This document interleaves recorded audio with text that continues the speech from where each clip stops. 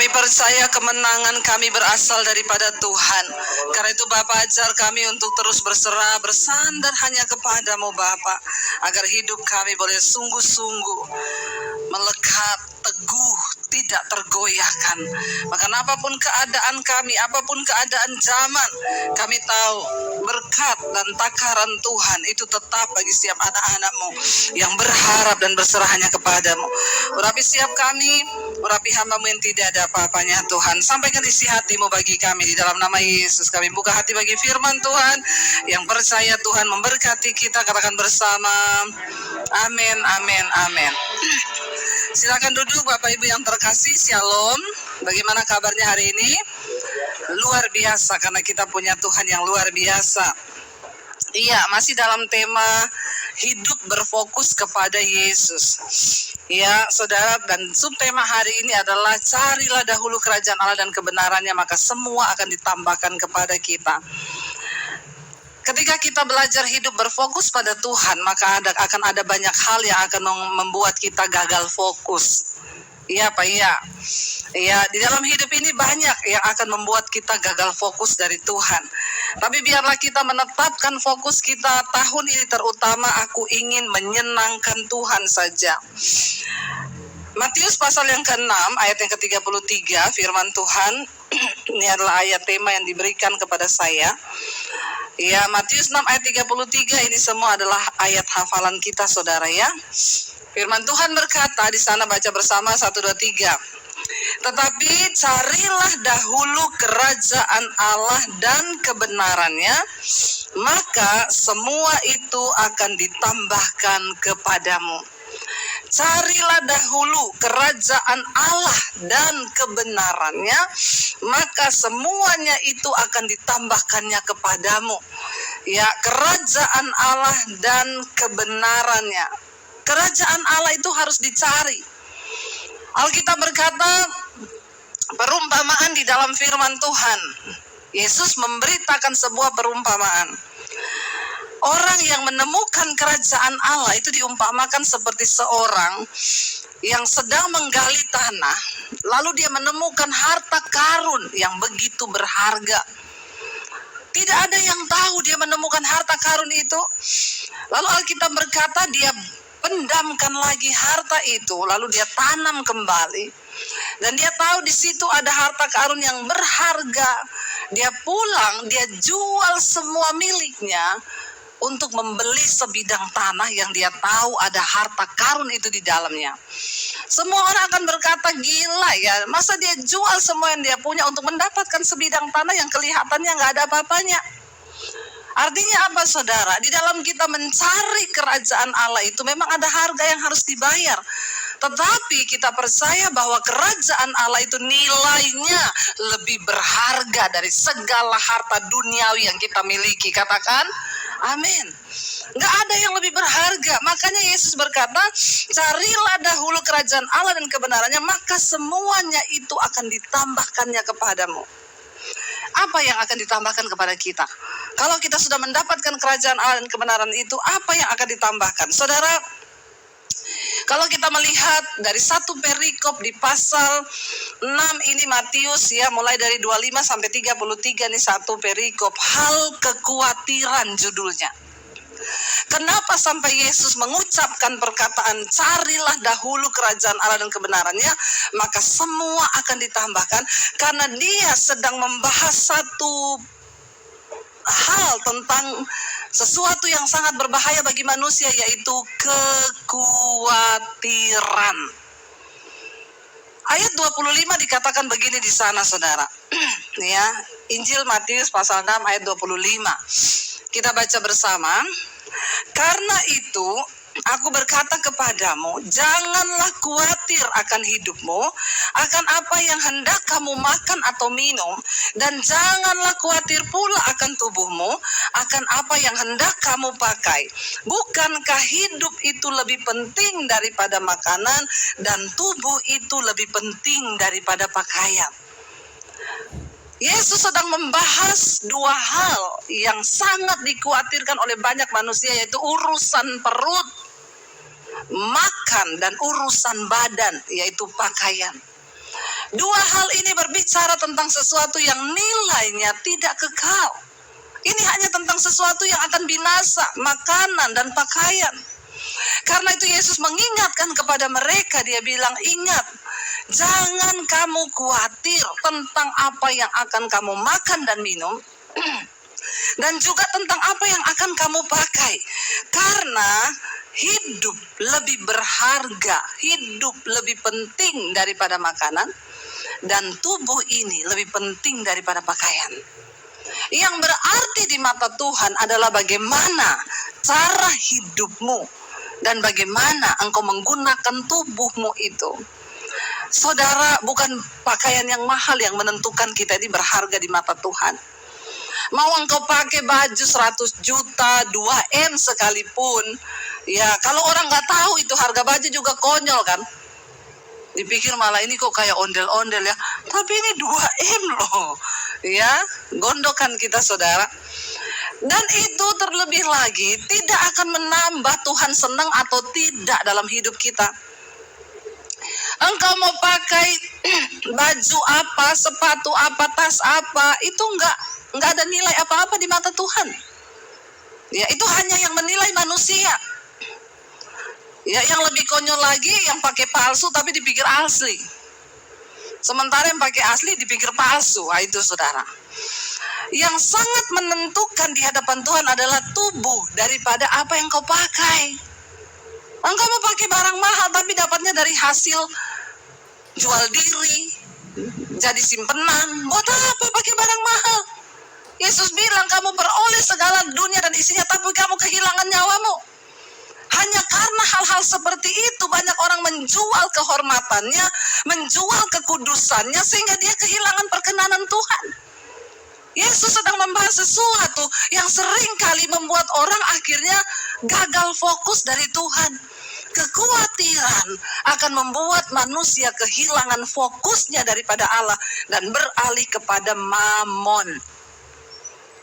Kalau kita lihat di ayat atasnya, Yesus sedang membahas tentang mengumpulkan harta, ya. Itu pasal yang sebelumnya di atas saudara. Yesus sedang membahas hal mengumpulkan harta. Dia bilang, jangan kumpul harta di bumi, ngengat dan karat akan memakannya, tapi kumpulkanlah bagimu harta di sorga, karena itu tidak akan pernah dimakan oleh ngengat dan karat. Banyak orang di hadapan manusia terlihat kaya, tapi dia miskin di hadapan Tuhan. Tapi banyak orang yang kelihatan pas-pasan, tapi dia berkenan dan dia kaya di hadapan Allah. Kenapa? Karena dia tidak fokus mencari uang saja. Hidup ini bukan cuma soal tentang uang.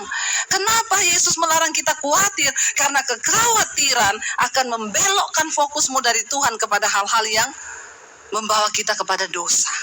Sehingga orang bisa mencari uang dengan menghalalkan segala cara. Ya, menjual sesuatu yang berdosa, menghalalkan segala cara, jadi simpenan, hidup dalam kenajisan, dan lain sebagainya. Cuma karena kita nih pengen makan enak dan pakai baju yang mahal. Karena itu Yesus bilang, gak usah kamu khawatir. Saya gak pernah khawatir apa yang saya pakai. Ya, apa yang akan saya makan. Ya, kita tahu bahwa Bapa itu tahu kita memerlukan semua itu. Saya sampaikan tadi, makan tempe sama sambal dengan ucapan syukur itu lebih berarti di hadapan Tuhan.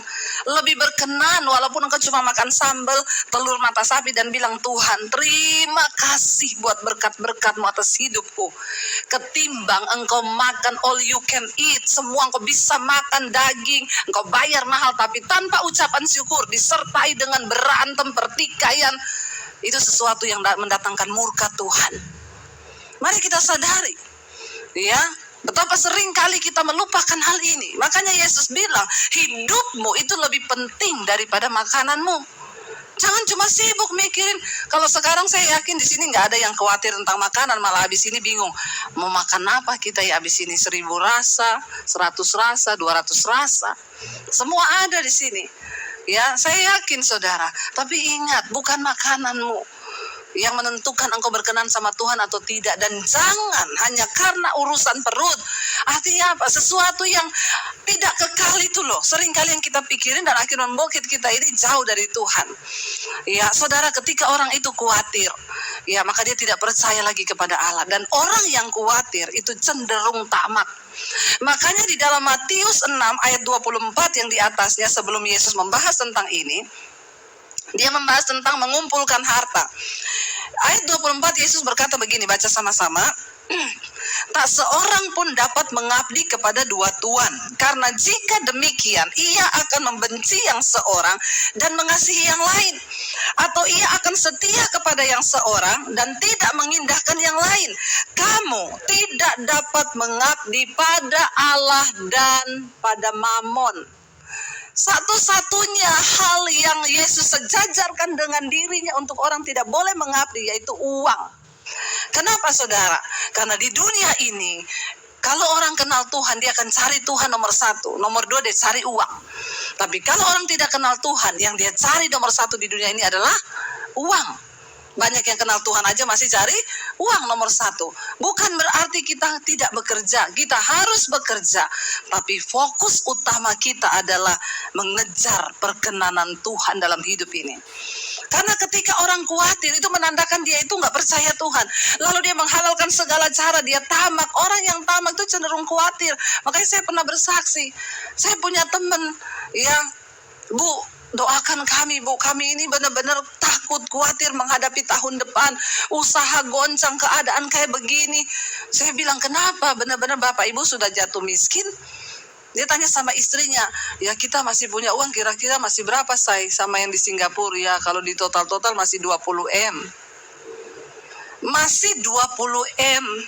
Itu M bukan ember. M-nya itu miliar, tapi udah ketakutan, khawatir, cemas karena selama ini biasanya masuk terus, ya numpuk. Sekarang stop, nggak ada yang masuk, ini mulai kepake nih. Itu yang membuat dia khawatir. Makanya Yesus menasehati, justru yang banyak khawatir itu justru yang kaya. Orang miskin udah nggak khawatir. Ya Pak ya.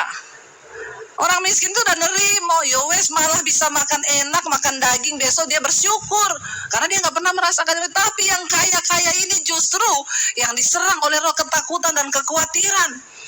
Kenapa? Aduh takut ya nanti, padahal uangnya masih 20 M. Saya udah mau pinjemin dia 1 juta loh waktu itu, karena saya pikir dia udah nggak ada duit loh. Ternyata masih 20 M. Konyol nggak saudara? Konyol loh, ya. Masih punya 20 M. Saya bilang, astaga Bapak Ibu, luar biasa ya. Lihat itu, belajar dari tukang ojek-ojek di pangkalan ojek itu. Mereka nggak punya 1 M, nggak punya, jangankan 1 M. 1 juta aja mungkin nggak ada di rekening, tapi dia bisa ketawa terbahak-bahak. Dia nggak pernah mikir tuh besok makan apa. Dia tahu ada pasti. Halo? Jangan sampai kekayaan dan harta menggelapkan mata kita. Karena barang siapa tidak puas dengan kekayaan, berburu uang, dia tidak akan pernah puas dengan uang. Kenapa kita nggak boleh khawatir?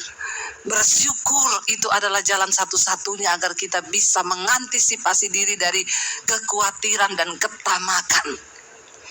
Saudara, saya bersaksi, ada yang beberapa waktu lalu kita tuh dikasih mobil saudara. Banyak orang berpikir tuh yang kasih saya mobil tuh orang kaya, rumahnya pasti gedongan di daerah elit. Saya pun berpikir demikian karena saya nggak tahu orangnya. Tiba-tiba dia bilang, Bu bisa pelayanan di rumah saya, di keluarga kami merayakan Natal. Ibu bisa datang? Oh iya Pak, dengan senang hati. Di Sherlock saudara. Saya sama suami tuh cari alamatnya di Tangerang sana. Belusuk masuk gang kecil-kecil. Saya bilang sama suami, yakin nih rumahnya? Kan harusnya yang kasih mobil itu kan kita masuk di daerah elit gitu ya. Masuk 1 pintu, security 6 lapis. Minta KTP, minta BPJS, minta kredit card, minta ini. Ya, itu rumah orang kaya. Ya raya ya. Sampai kadang security-nya bikin jengkel. Mau cari siapa? Ini. Nomor berapa? Ini. Udah tahu rumahnya? Belum. Ada perlu apa? Saya bilang kepo. Ya, saudara, pikiran kita kan begitu. Ini enggak, saudara, belusuk. Kita ketemu rumahnya, saya ini rumahnya, yakin yang kasih kita mobil. Bayangan saya rumahnya gede, magrong-magrong, orang Jawa bilang. Ternyata rumahnya kecil, lebih gede rumah saya. Padahal rumah saya juga kecil loh. Tapi itu lebih kecil lagi. Dan mobilnya sederhana. Kita masuk, iya, tapi yang membuat hati saya bergetar. Dia bilang, ibu, saya puji Tuhan udah memberkati 4 orang hamba Tuhan, saya kasih mobil. Dan saya sudah berangkatkan beberapa hamba Tuhan ke Israel. Wow. Saya bilang, Bapak tuh kaya banget di hadapan Tuhan. Karena banyak orang kaya di luar, tas 1M. Besok ganti lagi yang 2M, kalau bisa ada yang MMM. Tapi suruh menabur, pret. Maaf saudara, bukan apa yang kita pakai yang menentukan kita kaya di hadapan Tuhan. Kalau engkau cuma fokus bagi dirimu, apa yang kau pakai, apa yang kau makan, engkau tidak akan pernah puas dengan dirimu. Ada uang kau belanjakan, gak pernah puas. Tapi ketika engkau belajar melihat kebutuhan orang-orang di sekelilingmu, pekerjaan Tuhan di sekelilingmu, di situ engkau baru bisa bersyukur.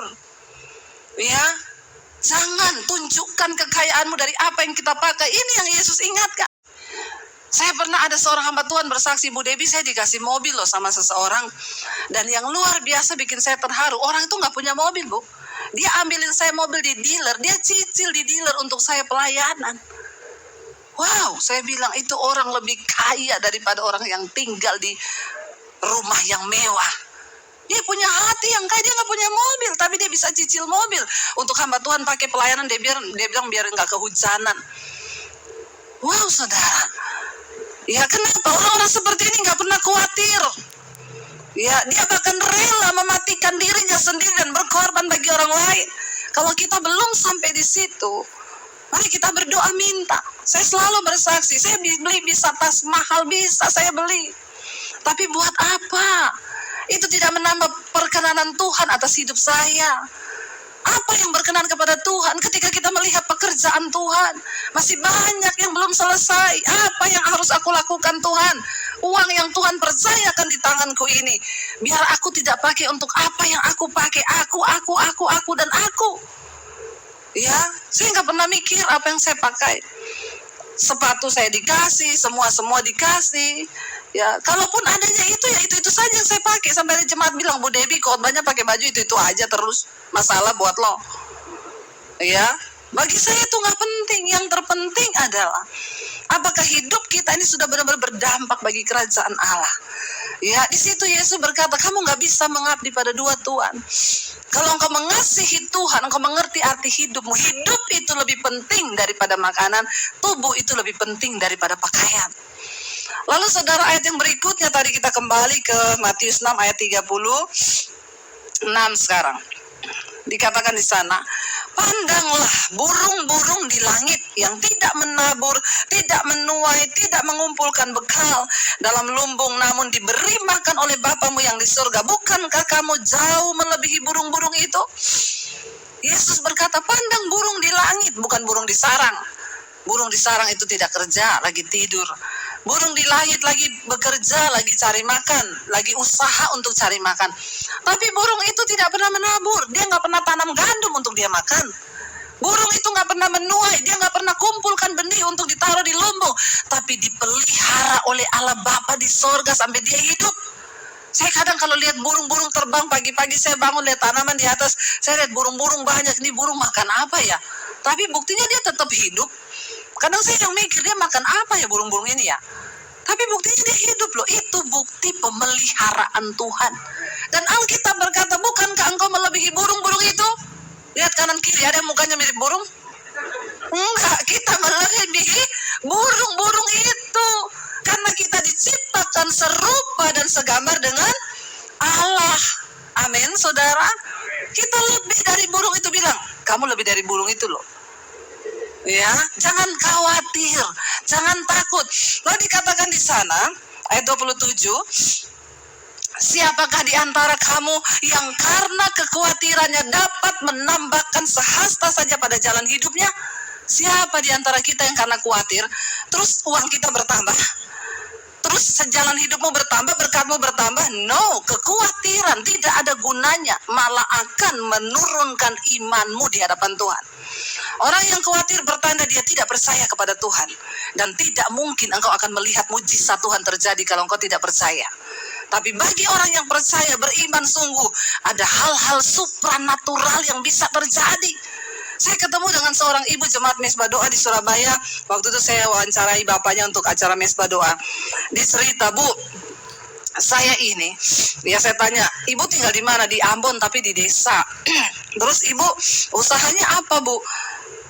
Saya punya pom bensin sama pelabuhan. Dahsyat ya, ibunya masih muda saudara, lebih muda dari saya. Emang saya muda? Saya udah tua ya. Berasa muda saya. Masih 30-an dia. Terus waktu ketemu saya tanya, ibu waktu itu buka pom bensin pasti dananya gede dong. Siapa yang nggak tahu buka pom bensin kan pasti dana gede. Enggak, Bu, semua karena anugerah Tuhan. Orang itu kalau tidak tamak, tidak khawatir, hidup berdampak bagi banyak orang, Tuhan bukakan jalan-jalan yang gak pernah kita pikirkan. Dia bilang tadinya, saya itu cuma karena saya beli bensin di kampung saya, itu antri kayak ular. Sampai di sana harganya mahalnya minta ampun, Bu. Lalu saya bilang sama Tuhan gini, Tuhan, ya kalau Tuhan izinkan aku tuh pengen memberkati gak kampungku ini Tuhan. Aku pengen buka pom bensin supaya rakyat di sini tidak susah bensin dan tidak mahal harganya. Lalu dicerita ke ibu pendetanya. Dia bilang saya tuh gini-gini Bu, doakan ya. Ibu pendetanya bilang, saya kenal kepala Pertaminanya. Ayo saya ajak ketemuan, ngobrol-ngobrol aja dulu. Ya udah mereka dengan pede pergi ke kantor Pertamina. Sampai di situ ngetok pagar, dibukain security. Iya, selamat siang, mau ketemu siapa? Mau ketemu kepala kantor Pertamina. Sudah ada janji? Belum. Terus ibu pendeta bilang, saya kenal kok kepala Pertaminanya bapak ini kan. Security-nya bilang, sudah diganti lama Bu, sekarang sudah bapak, bukan bapak itu kepalanya. Oh, bukan bapak itu lagi, bukan. Yang dulu orang Kristen, sekarang bukan orang Kristen. Terus ya tapi kita mau ketemu boleh nggak? Ya boleh, tunggu saya tanya dulu ya kalau dia mau ditemui. Ditanya nggak lama balik, iya boleh masuk, silakan masuk. Mereka masuk, sampai di ruangan dia bilang, Pak, saya ini punya kerinduan buka pom bensin di desa saya. Kenapa ibu punya kerinduan seperti itu? Niatnya apa? Ya supaya orang di kampung itu nggak beli bensin ketinggian dan nggak usah dia antri kayak ular. Di mana daerahnya ibu? Di daerah sini.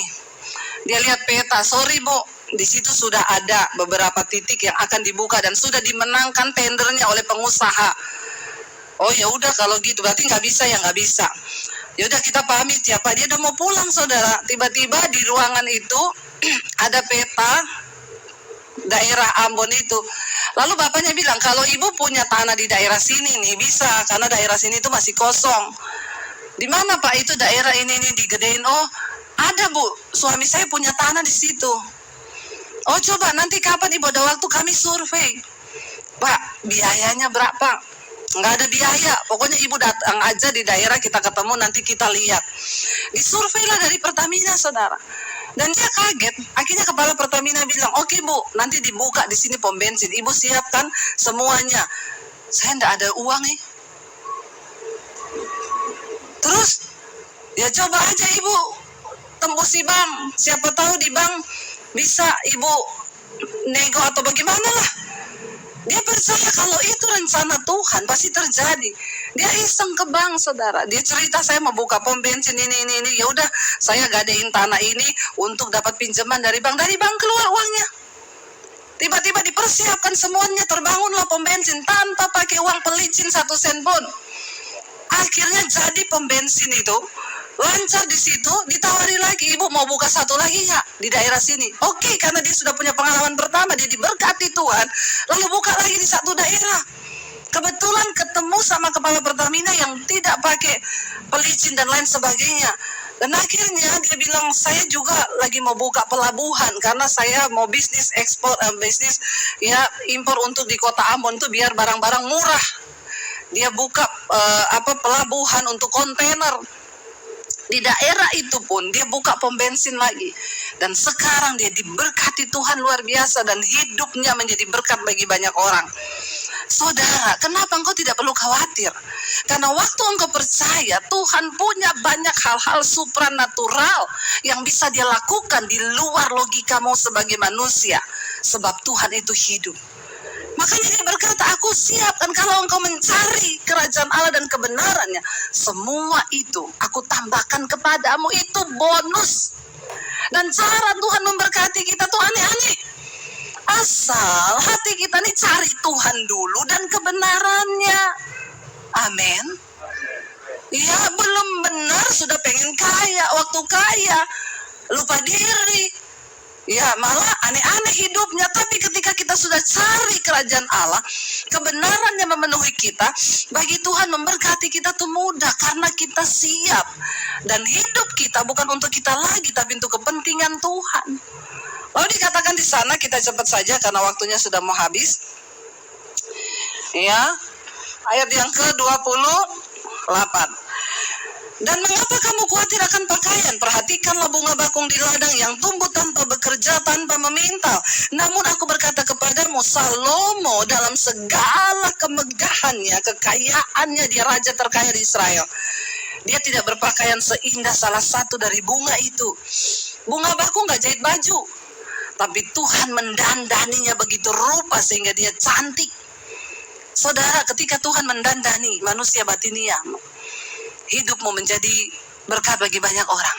Dan itu yang luar biasa, bukan soal penampilan di luarmu. Jadi katakan di sana ayat 30. Jadi jika demikian Allah mendandani rumput di ladang yang hari ini ada dan besok dibuang ke dalam api, tidakkah ia akan terlebih lagi mendandani kamu, hai orang-orang yang kurang percaya? Sebab itu janganlah kamu khawatir dan berkata, apakah yang akan kami makan, apa yang akan kami minum, apa yang akan kami pakai. Semua itu dicari oleh bangsa-bangsa yang tidak mengenal Allah. Tetapi Bapamu yang di sorga tahu bahwa kamu memerlukan semuanya itu. Tuhan tahu kita butuh itu. Dan dia Bapa yang sangat tahu untuk mencukupi setiap kebutuhan anak-anaknya yang mau mengutamakan dia dan kebenarannya di dalam hidup. Amin, saudara. Tapi bangsa yang tidak mengenal Allah, dia cari semua itu sehingga dia gagal fokus. Dia tidak cari Tuhan, tapi dia cari harta dunia. Tapi kita mengenal Bapa kita yang di sorga, dan dia dapat melakukan banyak hal supranatural yang jauh di luar logika kita manusia. Karena itu hari ini saudara, carilah dahulu kerajaan Allah dan kebenarannya, maka semua itu akan ditambahkan kepadamu. Ayat 34 berkata, kita baca sama-sama. Sebab itu, janganlah kamu khawatir akan hari besok, karena hari besok mempunyai kesusahannya sendiri. Kesusahan sehari cukuplah untuk sehari. Jangan kau borong itu kesusahan. Masih tahun depan punya, dia udah borong dari sekarang. Dia pikir, ingat otak kita ini terbatas, jangan sampai jebol karena engkau borong semua kesusahan. Anak saya mau kuliah 10 tahun lagi. Ngapain lu pikir 10 tahun? Amin. Ya, waktu anak saya tuh mau kuliah ngomong, Mama aku mau kuliah loh, tahun depan udah mau kuliah loh. Saya mulai mikir, aduh kalau mulai kuliah ini uang kuliah tuh mahal. Ya daftar kuliah itu juga sulit. Tapi Tuhan saya berserah, saya gak mau mikir. Saya bilang sama anak saya, kalau Tuhan berkehendak kamu kuliah, kalau enggak ya enggak usah. Kuliah atau tidak menentukan masuk surga. Gampang kan ngomong begitu? Daripada khawatir. Saya bilang, ternyata ketika dia mau kuliah, malah di tengah masa pandemi, Tuhan berkati lewat lukisan. Saya melukis, tiba-tiba coba siapa yang sangka begitu? Lukisan saya waktu dia mau bayar kuliah 70 juta, dibeli orang lukisannya 70 juta. Kok nggak wow ya? Buat saudara biasa ya 70 juta itu ya. Buat saya wow loh. Ya, wow loh saudara. Siapa yang sangka itu? Kalau bukan Tuhan yang kerjakan, coba kalau saya udah mikir dari tahun lalu, saya khawatir gimana ya. Aduh jual apa ke? Tuhan bilang kesusahan sehari cukup untuk sehari. Kau pikir kesusahan tahun ini, maka jebola otakmu. Makanya banyak yang kena stroke. Saudara, mari kita bersyukur. Tuhan bersyukur anakku mau kuliah, aku nggak tahu biayanya dari mana, tapi aku percaya Bapakku yang di surga tahu bahwa aku membutuhkan semua itu. Ayo mulai alami Tuhan, ayo alami mujizatnya. Jangan engkau biarkan hidup tanpa mengalami mujizat Tuhan, kasihan. Karena Tuhan itu terlebih rindu untuk menunjukkan segala janji-janjinya bagi kita. Percayalah saudara. Saya bersyukur hari ini kami sekeluarga diberi kesempatan oleh Bapak Gembala untuk dikatakan ibu nanti satu keluarga nyanyi ya. Anak-anak saya itu udah stres saudara. Nyanyi mam, serius ini, apalagi waktu Bapak Gembala kirim flyernya, Bu tolong di share, saya kirim di grup keluarga anak-anak gini, ya ampun Tuhan Yesus, bener toh mam, bener. Mereka tuh nggak pede ngomongnya, suara kita ini pas-pasan loh. Saya bilang iya pas-pasan itu bagus loh, pas ada yang sakit, pas sembuh waktu kita nyanyi. Ya, karena saya bilang sama mereka, kita ini bukan mau nyanyi. Kalau nyanyi itu kita kalah lah sama penyanyi-penyanyi suaranya bagus. Kita ini mau menyembah Tuhan. Karena di tengah masa pandemi, ketika kita mesbah doa itu kan nggak ada siapa-siapa. Saya nggak bisa panggil WL, saya nggak bisa apa. Jadi kita satu keluarga lah yang nyanyi mesbah doa. Tapi orang-orang berkata kami mengalami lawatan Tuhan, Bu. Ya, dan puji Tuhan sore hari ini kita diberi kesempatan untuk menaikkan penyembahan kita kepada Tuhan. Satu keluarga, saya undang anak-anak saya untuk maju ke depan.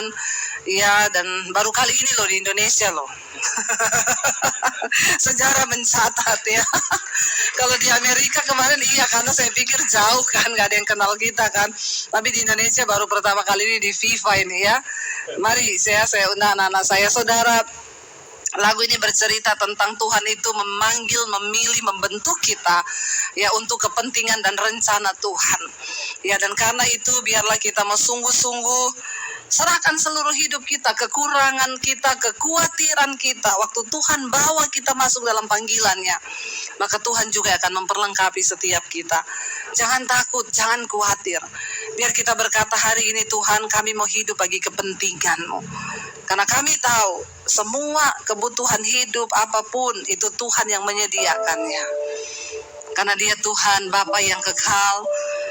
Waktu kita sungguh-sungguh datang mencari Dia, maka Dia mencukupkan semua kebutuhan kita, saudara. Terima kasih Tuhan. Terima kasih Yesus. Bahkan dalam keraguan kami, Engkau beri kami kepastian.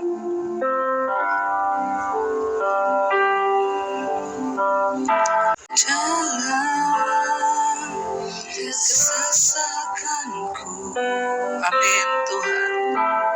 Kau beri kedamaian-Mu, amin Yesus. Dalam keraguan ku temukan wajah-Mu, Yesus. Karena pengorbanan-Mu, Kau jadikanku baru. Sungguh ku terkagum amanku di dalam-Mu, Yesus.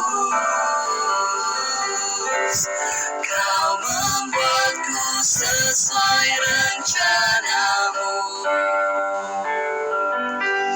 Kau memegang setiap musim hidupku.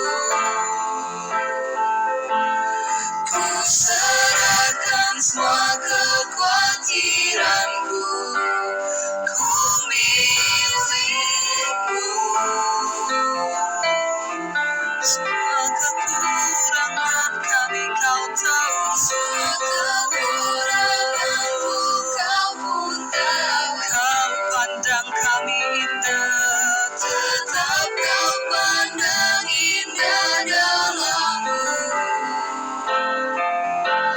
Ku angkat tanganku dan berseru, Ku milik-Mu.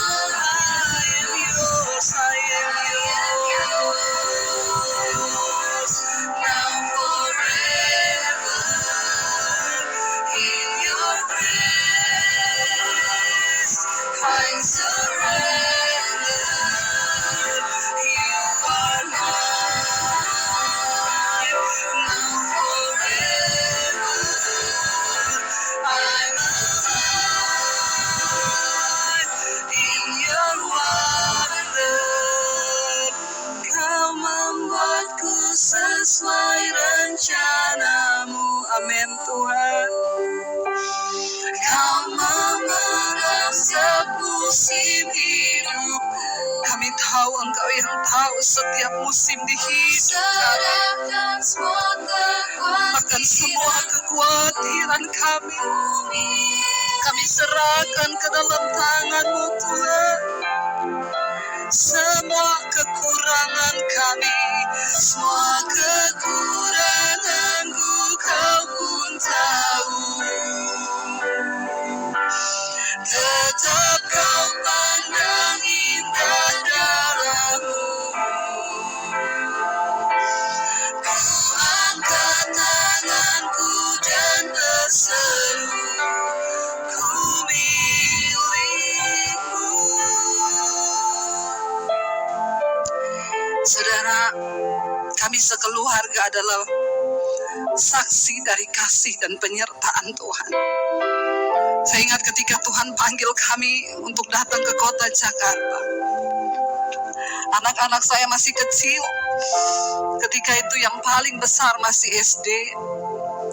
Saya berkata, Tuhan, saya nggak punya uang miliaran di rekening. Kenapa Tuhan panggil saya ke Jakarta? Tuhan bilang, ada sebuah rencana besar yang aku akan kerjakan. Saya dan suami berdoa, kami berpuasa, meminta tanda, dan Tuhan menggenapi semuanya. Kami berangkat ke Jakarta dengan harapan yang besar. Sampai di Jakarta, semua pintu tertutup.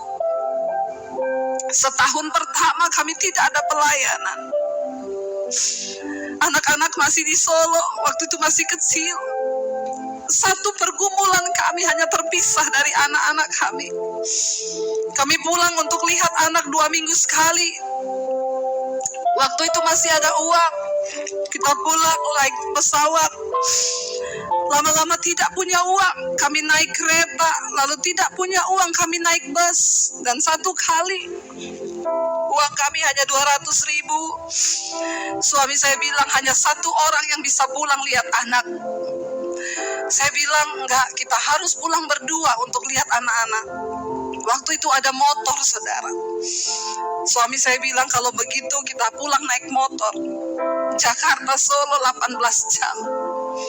Dari Cirebon sampai di Solo hujan terus. Kami tidak bisa berhenti karena memang juga tidak ada uang untuk ke restoran. Di atas motor saya menangis dan saya berkata, Tuhan, apa yang Kau mau dari hidupku? Saya cuma mau taat saja, Tuhan. Saya mau mengalir dalam panggilan-Mu, Tuhan. Saya bilang, ini sangat menyakitkan, kami terpisah dari anak. Tapi semua terserah Tuhan. Di jalan Jakarta Solo tuh saya nangis, tidak bisa berhenti. Sampai di Solo jam 3 pagi, tangan saya semua kaku, saudara. Saya masuk rumah, saya lihat anak-anak tidur. Saya bilang, Tuhan, saya mau di Solo saja, saya udah gak mau balik ke Jakarta. Tidak ada pelayanan juga di Jakarta. Tuhan bilang, kalau engkau tidak bisa membenci ayahmu, ibumu, anakmu, dan belajar mengasihi aku lebih dari segala-galanya, maka engkau tidak layak bagi kerajaanku. Saya nangis di kamar malam itu. Ketika kami harus kembali ke Jakarta, anak saya yang kecil itu masih kecil, masih TK kecil. Dia peluk kaki saya, dia bilang, Mami, kenapa Mami balik ke Jakarta? Mami pelayanan saja di Solo. Saya bilang, Mami cuma mau taat sama Tuhan, nak. Memang di Jakarta tidak ada pelayanan, tapi Tuhan suruh kita kembali. Saya peluk anak-anak saya bilang, kamu masih kecil sudah pikul salib. Tapi suatu saat Tuhan akan mengganti semuanya dengan kemuliaan kalau kita taat. Mami harus taat sama Tuhan. Saya peluk mereka dan kami balik lagi ke Jakarta. Dan hari ini saya mau bersaksi, saudara. Tuhan yang kita sembah adalah Tuhan yang hidup. Dia tidak pernah meninggalkan anak-anak yang tetap percaya.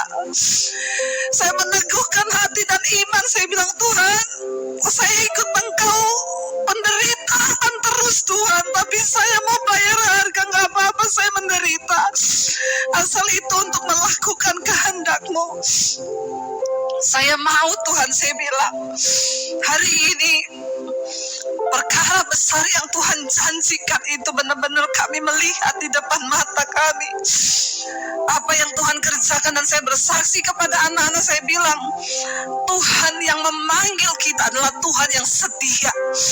Hari ini kalau Tuhan menggenapi semua janjinya atas kami sekeluarga, Dia juga akan menggenapi bagi semua saudara yang sungguh-sungguh mau berkata, kami mau menyerahkan hidup kami bagi Tuhan. Mari bangkit berdiri bersama. Kau membuatku sesuai rencana-Mu. Angkat tanganmu saudara. Kau memegang semua musim hidupku. Yes Lord. Ku arahkan semua kekhawatiranku. Ku milik-Mu. Katakan kami milik-Mu Tuhan. Bahkan semua kekuranganku Kau pun tahu. Namun Engkau pandang kami indah Tuhan. Seringkali kami tidak percaya, seringkali kami meragukan Engkau.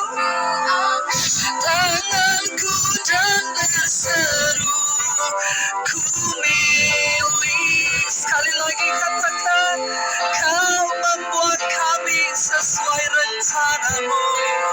Kau membuatku sesuai rencana-Mu. Engkau yang pegang setiap musim hidupku. Kami serahkan semua kekhawatiran kami Tuhan. Amin, amin. Ku milik-Mu. Semua kekurangan kami Kau tahu. Semua kekuranganku Kau pun tahu. Tetap Kau pandang indah dalam-Mu. Angkat tanganku dan berseru, ku milik-Mu.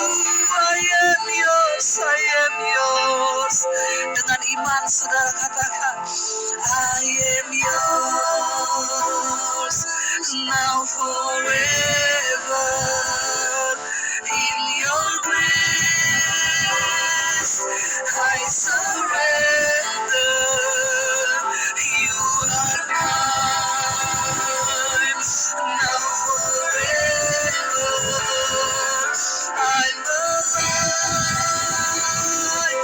in your word. I am yours, I am yours. Now forever, Jesus, in your grace I surrender. You are mine now forever. I'm alive in your word. Kau membuatku sesuai rencana. Genapi rencana-Mu atas hidup kami Tuhan. Engkau pegang setiap musim hidup kami. Kami tidak takut. Ku serahkan semua kekhawatiranku. Ku milik-Mu. Bahkan semua kekurangan kami yang Kau tahu. Kekuranganku Kau pun tahu. Yes Lord. Tetap Kau pandang indah dalam-Mu. Ku angkat tanganku dan berseru, ku milik-Mu. Terima kasih Tuhan.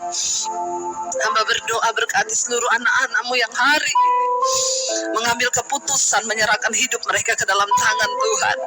Karena kami hidup untuk menggenapi rencana-Mu Bapa. Kami tidak khawatir, Tuhan pegang musim hidup kami.